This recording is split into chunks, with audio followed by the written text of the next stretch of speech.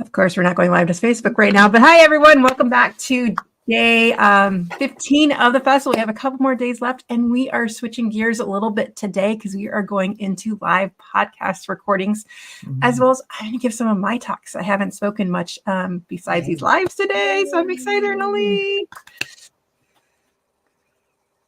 So would you tell us about our 9 a.m. first podcast today? Sure will. Wow. Podcast today. I'm so excited. So 9 a.m. Central Standard Time is going to be Zimasa Kala. And her topic is actually going to be on being a mom on demand. Wow. Exactly. Right. You're always a mom you're always a mom on demand when you have children. So a mom on demand means setting clear boundaries to protect your time and your energy while balancing family and personal needs. I love that so much. And I'm going to have a fun interview with her shortly. And at noon, I'm going to give my first talk of the festival, and I'll be giving a couple more throughout the next couple days. But I we've been doing some speaker circles together as part of this, and that concept of women's circle, I really want to bring that forth because that was something that's been near and dear in my heart to really provide the guidelines and show people how to create their own circles. Because my whole goal is the more women's circling we do, the more it opens up, the more it has that ripple effect. And so I want to provide those guidelines and things that we can use. And my mentor, doctor, that I've taken a lot of this from is Dr. Bolian, who has the millionth circle.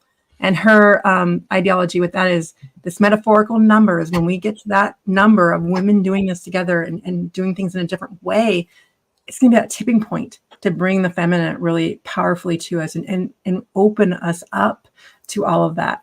But then that leads us into our next podcast interview. Who's that, Arnolie? That is going to be Tracy Rickards. And it's going to be about dream your way to freedom.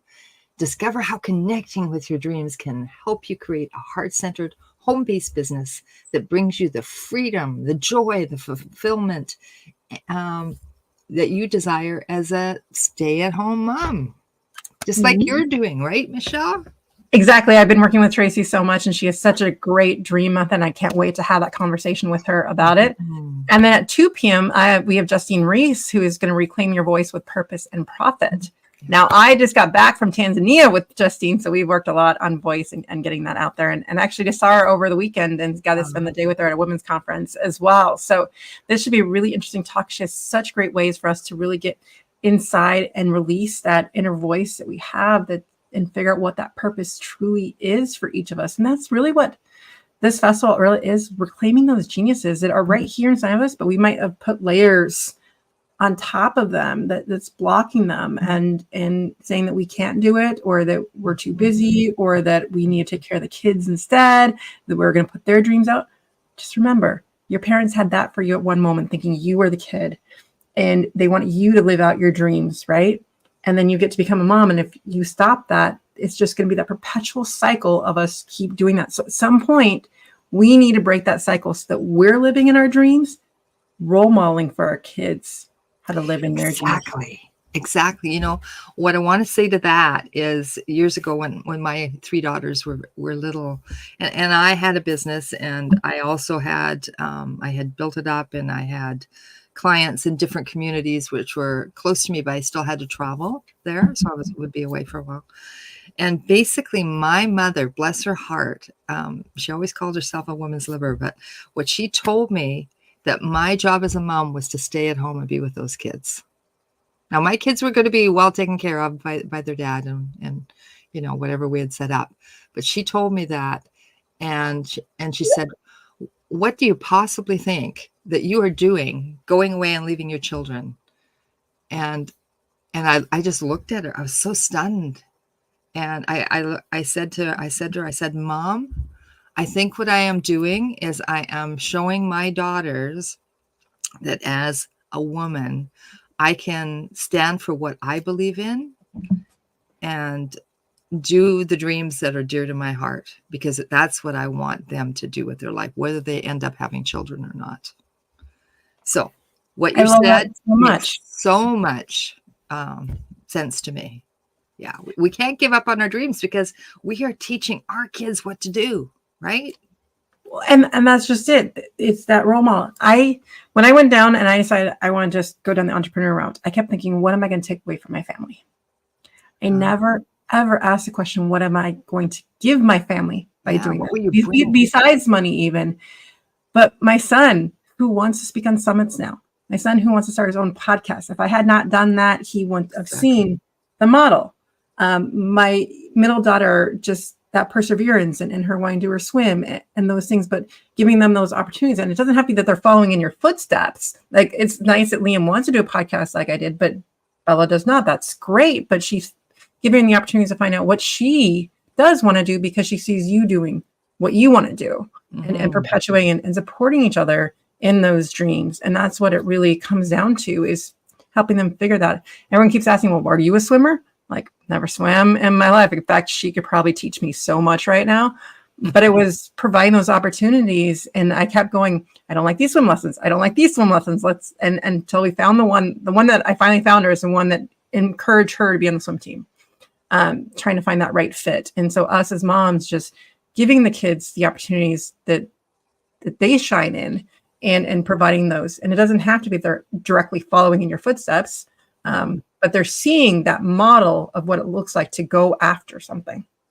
Yeah, and I had three daughters who ended up being, in sports, and I never was in sports. I didn't get that one for me, right? So I totally get it. Help them follow their dreams. And I almost forgot about today's. It's kind of funny. Today's question of the day is, how do you help your kids make good friends and build strong relationships? And the irony to that question is, I always thought that's been one of my weaknesses, because my son struggled. I've tried so hard to push into relationships because I felt I wanted that belonging, that I thought he needed that belonging as well. So I kept trying to push that together so much, and that caused so much friction. What I learned in that was just, again, it's providing the opportunities. I'll go to my daughters, like, do you want me to set up a play date with this person? Do you want me to do these things? Like, instead, when they were little, it was me bringing moms together and providing that play. And my son actually thrived in that because he didn't do that on his own. But now that they're getting older, I'm not hanging out with the moms like we did in the past, and like all the kids are just in the yard playing and stuff. But I really did focus on that when we were young, and create a lot of play groups and things like that. But now it's like helping them choose their own friends, like not forcing, my mom friends with their kids necessarily on them, but more like when they ask, like, Mom, can you set up a play date with them? Okay, well, let me figure out who's that person. Let me get the name and like try to set up a play date. Like, we did offer that a couple times during the summer. Like, just, is there someone from school you want to hang out with, or someone you haven't seen, and trying to foster it that way rather than, that's what I've been working on. Yeah, that's great. I'm just thinking back to when my daughters were little, because of course now they're adults who are two out of the three are having children of their own and have had children of their own. So I think in teaching them what it really meant to be a friend is I role modeled that for them in my own life. And also sometimes we would talk about it, and I would just say, it's really important that you're kind to your friends, that you listen to them and don't just over top of them. You want them to know that they are important to you, because that is what makes a good friendship, right? So those were the sort of things that we did back then. I had less skills then than I have now. I'm sure my grandkids are getting more of the benefit of that now, maybe than my kids ever did, but that is what we used to do. I love that so much. And I used to also take each one of them when we went camping. Sometimes we even took an extra friend for one for each of them, so we could share experiences, whether it was camping or going swimming or whatever it was, right? Yeah, we've been trying to do a little bit more of that too. But the good thing, my two older kids have really gotten to scouts, and they're both in the same troop, and so they get to go on a lot of camping trips and stuff, and so something that they get to choose, and getting some of their friends to join that and stuff. And so I think it's just really being open to what opportunities that they want, rather than and then if you want to hang out with your mom friends, you go, sometimes it's nice to do it without the kids, right? And it doesn't necessarily have to be like everyone always together. So it's pick and choose, but let them start, as they get older, let them start guiding who they're hanging out with under guidance. And really it's about helping them make good decisions. Yeah, for sure. On that note, we will see you inside shortly. We got some podcast episodes coming up today, and I'll be talking about the Women's Circle today. And I'm so excited by that. We had such a powerful speaker circle yesterday for the speakers. And really my whole idea behind that is really creating that inner supportive circle, because we want to be able to support you through our energy to all the moms out there then. And we can create that ripple effect of really feeling that support from each other when we all have our cups filled first. Not everyone needs that first, and having that oxygen mask on first, then we can pour that out, and that ripple effect keeps going to you as moms, and then to kids, and everywhere that we can keep doing that when we keep coming together to support each other. On that note, we'll see you all later. Bye, everyone. Bye. Thanks.